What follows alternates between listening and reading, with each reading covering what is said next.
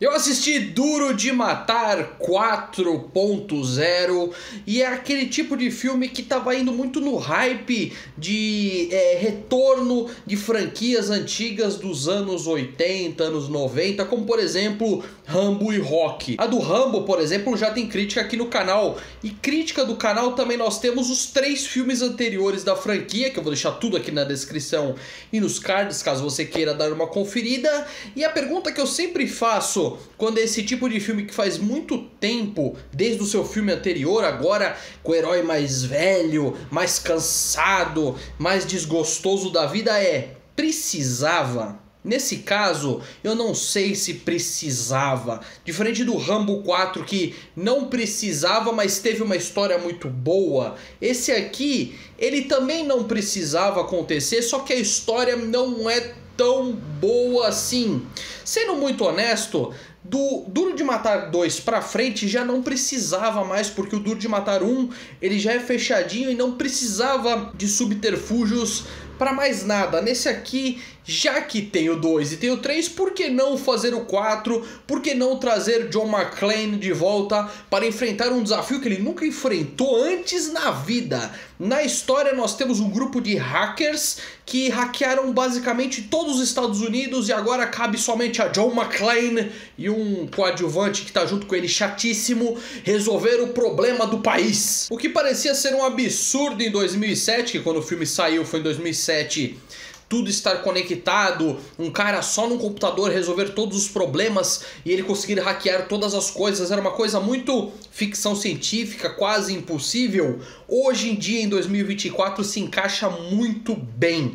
Essa é toda a questão. Em 2007 ele não funcionava tão bem, em 2024 ele funciona muito melhor. O problema é que eu senti que eles precisavam, eles queriam contar essa história, não tinham como contar essa história e incluíram o John McClane para fazer parte disso tudo, porque, sendo muito honesto, ele fica muito... O problema é gigante demais pro John resolver. Eu sei que no 3 tinham bombas explodindo em Nova York, mas não era só ele resolvendo o problema. Nesse aqui é só ele resolvendo. No 3, eu sei, não é justo fazer comparações, mas só se faz comparações da própria franquia. Nesse caso dá pra fazer. No 3 não era só ele correndo atrás do problema, era ele junto com a polícia e com o Samuel L. Jackson junto, que era uma dupla muito boa.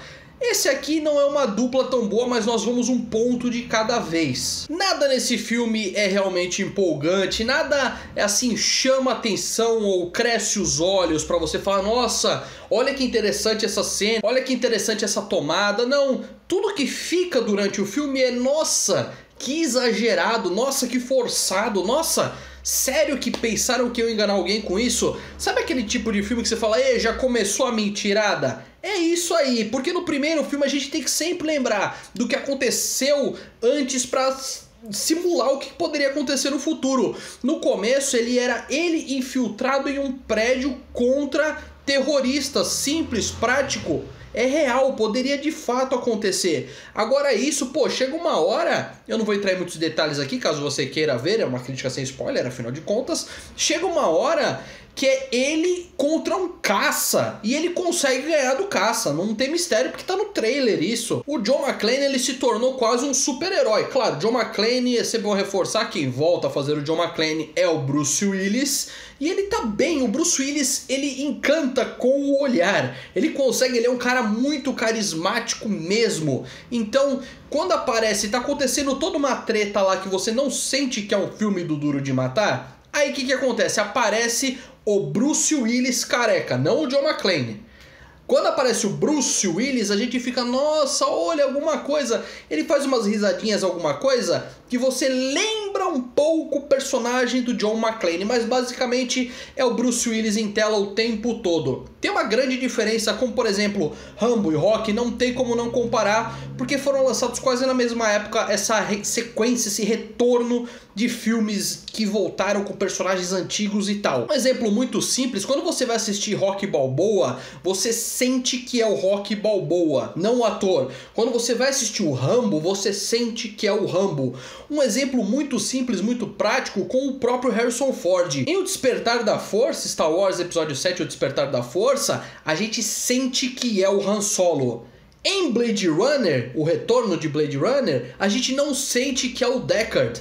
Nesse caso é a mesma coisa. Eu não senti que é o John McClane, eu senti que era só o Bruce Willis. E esse é o problema, um dos do filme. E o outro que faz dupla com ele, que é chatíssimo, é um personagem irritante o filme inteiro. Os outros personagens falam pra ele calar a boca. Ele é irritante, ele é chato, ele não acrescenta em nada. Levando em consideração que existiu uma dupla com Samuel Jackson, esse agora que é o Justin Long fazendo é chatíssimo. Eu não sei se o ator é muito bom e faz um personagem chatíssimo ou se o ator é chatíssimo e faz um personagem mais chatíssimo que emula ele. Se ele for um ator bom que emula, ele tá indo muito bem, porque o personagem é irritante. Não, ele não acrescenta, ele é aquele geek que ele entende das coisas, ele manipula. Não, é chato. É só um personagem chato que precisa contrastar com o John McClane, que agora o John McClane ele tá mais ranzinza porque ele tá velho. Essa é a definição. Se o personagem tá velho, ele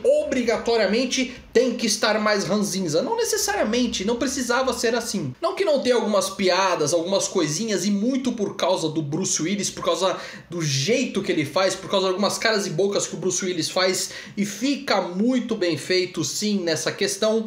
Assim, eu vou falar, é um filme assistível. Se você estiver passando, sei lá, na televisão, tá passando, assiste, ele é assistível, ele não é de todo ruim. Claro, se você for comparar com os 3 filmes anteriores, até com o 2, que tem algumas ressalvas, mas se você for comparar com o 2, ele é pior do que o 2. Se você for comparar com qualquer um dos 3 anteriores, ele é pior, mas é assistível. Em vários momentos eu fiquei com a impressão que eu tava vendo um episódio de 24 horas, a série 24 horas, porque querendo ou não, tá debaixo do mesmo guarda-chuva da Fox.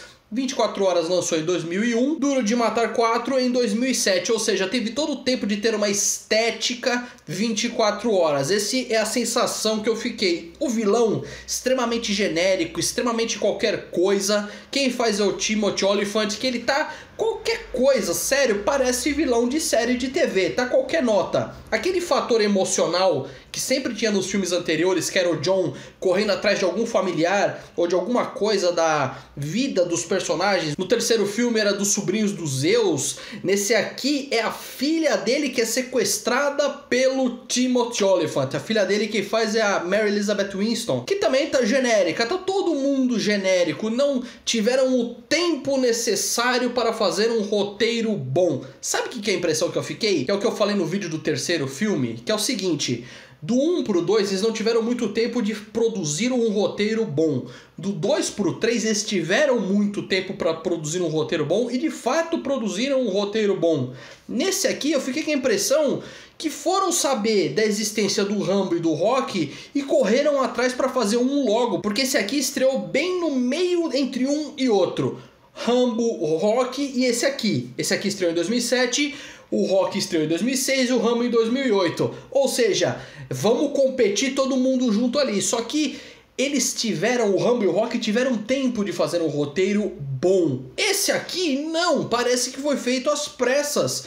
É aquilo que eu falei, não é ruim, é só bem genérico. Você assistiu Duro de Matar 4? O que você achou? Deixa aqui nos comentários. Obrigado por ter assistido. Não se esqueça de se inscrever no canal. Tchau, tchau e até a próxima.